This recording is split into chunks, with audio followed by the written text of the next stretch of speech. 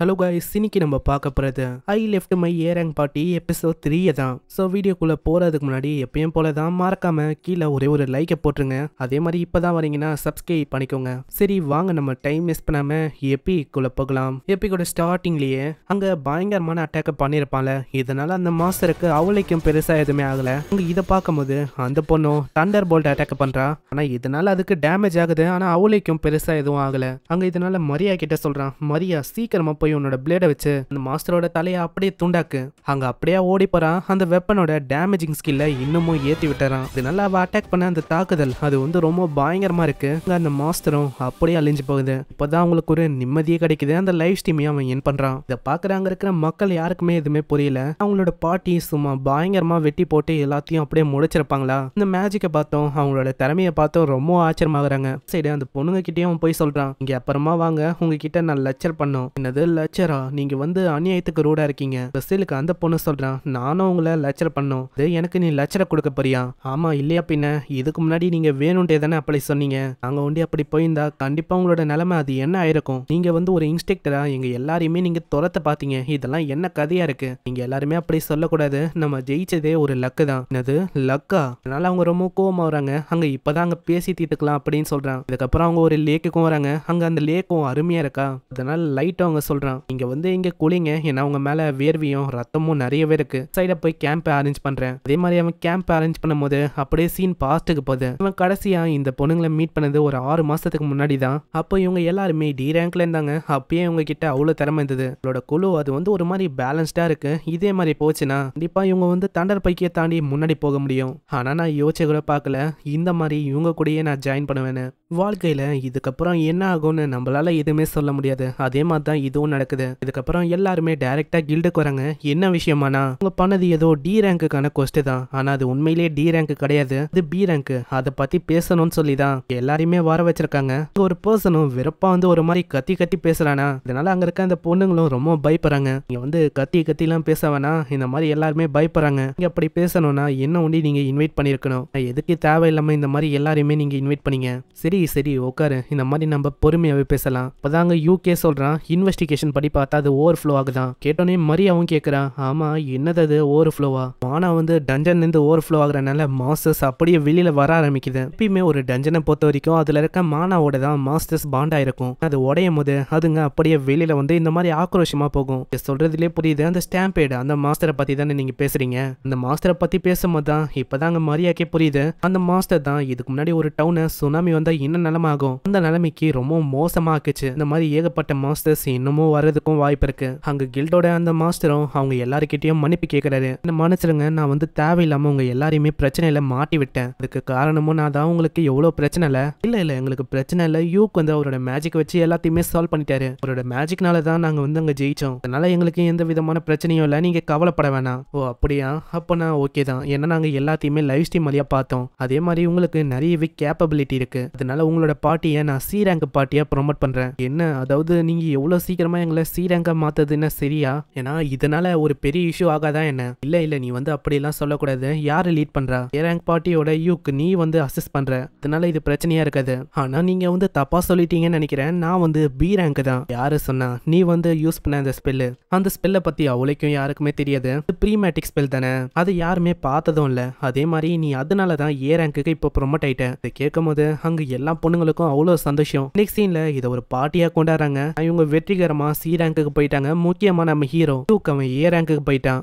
மேல யூக்கு ரிவார்டும் கிடைச்சிருக்கு. அந்த ரிவார்டோட தொகை அது ரொம்ப அதிகம். அவ்வளவுதான், இது ஒரு முதல் படியா இருக்க போது நம்மளால நம்மளோட பேஸை இதை வச்சு வாங்க முடியும். எவ்வளவு பணம் கிடைச்சிருக்குன்னு பாக்குறாங்களா? அங்க பார்த்தா ரொம்ப எக்கச்சக்கமா இருக்கு. எண்ணி பார்க்கும்போது அவங்களுக்கு ஒரு பேஸை வாங்குற அளவுக்கு நிறையவே பணமும் இருக்கு. கடைசியில ஒரு லெட்டரும் இருக்கு. அதுல ஒரு பிளாட்டினம் காயினும் இருக்கு. அதை கொடுத்ததும் கில்டோட லீடர் தான். அவர் மன்னிப்பு கேட்கிற விதமா தான் இதை கொடுத்திருக்காரு. அதே மாதிரி ஜெனாக்கோட பாடியை நான் வித்தனால எனக்கு எவ்வளவு பணமும் கிடைச்சது. இப்ப பண மிஷின் அது ஒன்னும் சி ரேங்க் இல்ல, அது பி ரேங்க்கு சமம். அதனால தான் எவ்வளவு பணமும் வந்திருக்கு. செல்லுக்கும் ரொம்ப சந்தோஷமா தேங்க்ஸ் சொல்றான். இங்க இல்லைன்னா அவ்வளவுதான், நாங்க பேஸ் எல்லாம் வாங்கியிருக்க முடியுமான்னு கேட்டா கிடையாது தான். நான் உங்களால தான் நாங்க எவ்வளவு தூரம் முன்னேறி வந்திருக்கோம்.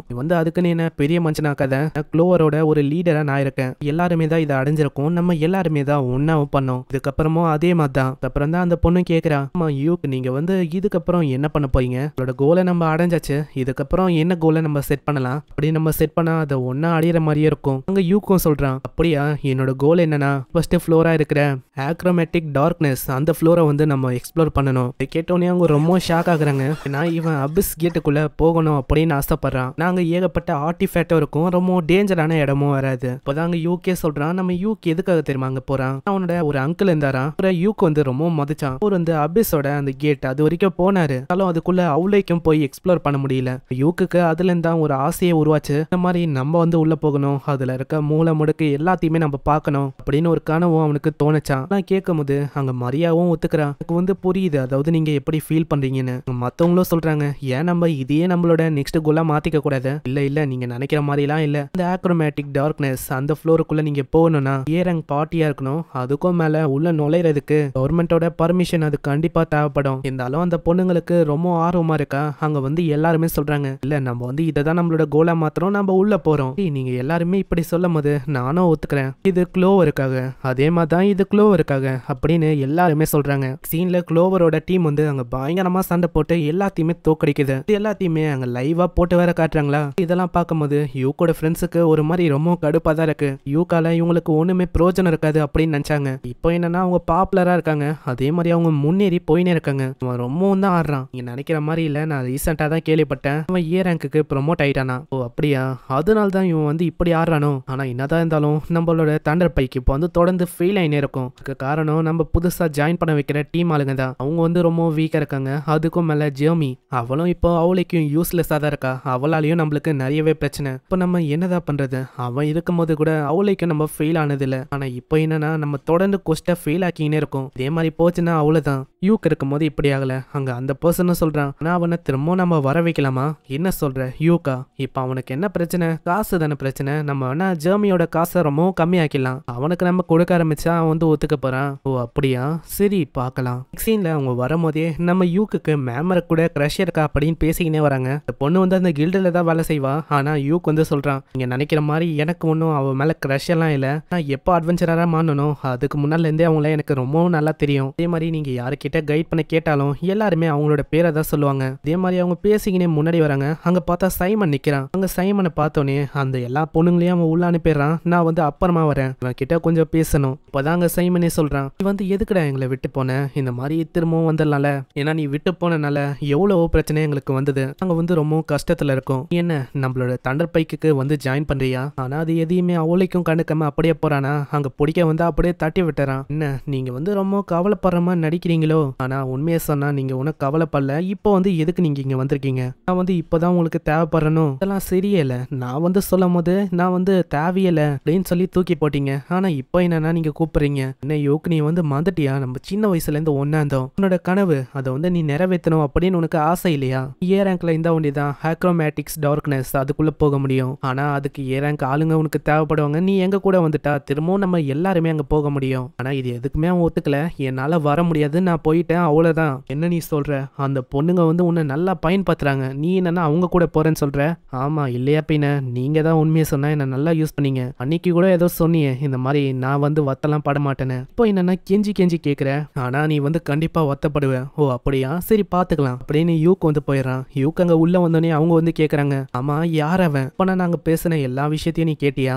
பர்சன் வந்து வேற யாரும் இல்ல, அவனோட பேரு சைமன், இதுக்கு முன்னாடி இந்த கில்டோட லீடரு. இதை கேட்டோன்னே மரியா ரொம்ப கஷ்டப்பட்டு அப்படியே கட்டி பிடிக்கிறான். போனா என்ன நீ வந்து அப்படியே போக போறியா எங்களை விட்டு. இல்ல இல்ல என்ன வெறியா, இல்ல நீங்க வந்து போக போறீங்க அதானே. இல்ல நான் அதான் சொல்றேன்ல என்ன வெறியா. ஆனா அவன் நசிக்கினே இருக்கா. ஆனா ஒரு கட்டத்துல அவனே சொல்றான், வந்து எப்படி போவேன், ஏன்னா நான் தான் உங்களோட லீடரு, அவரோட லீடரா இருந்துட்டு நான் ஒன்னும் அப்படி பண்ண மாட்டேன். கேட்கும் போது அவங்களுக்கு அவ்வளவு சந்தோஷம். அப்படியே அவங்க போறாங்க. இங்கே இந்த எபிசோட முடியுது. சோ பார்க்கலாம் இதுக்கு மேல என்ன ஆகுதுன்னு. நான் வெளியில நீங்க நல்லா நோட் பண்ணியிருந்தா உங்களுக்கு தெரியும், அந்த குண்டன் அவனும் வெளியில இருந்திருப்பான். இவங்க ஏதாச்சும் பிளான பண்றதுக்கும் வாய்ப்பு இருக்கு. இதுக்கு மேலதான் உண்மையிலேயே வேற லெவல்ல போகும். மிஸ் பண்ணாம பார்க்கணும்னு நினைச்சீங்கன்னா சப்ஸ்கிரைப் பண்ணிக்கோங்க. அதே மாதிரி கீழே ஒரு லைக்கை போட்டு இந்த எபிசோட் எப்படி இருந்துச்சுன்னு கீழே கமெண்ட் பண்ணி சொல்லுங்க. அவங்கள நெக்ஸ்ட் எபிசோட்ல சந்திக்கிறேன். தேங்க்யூ ஃபார் வாட்சிங். சைனரா.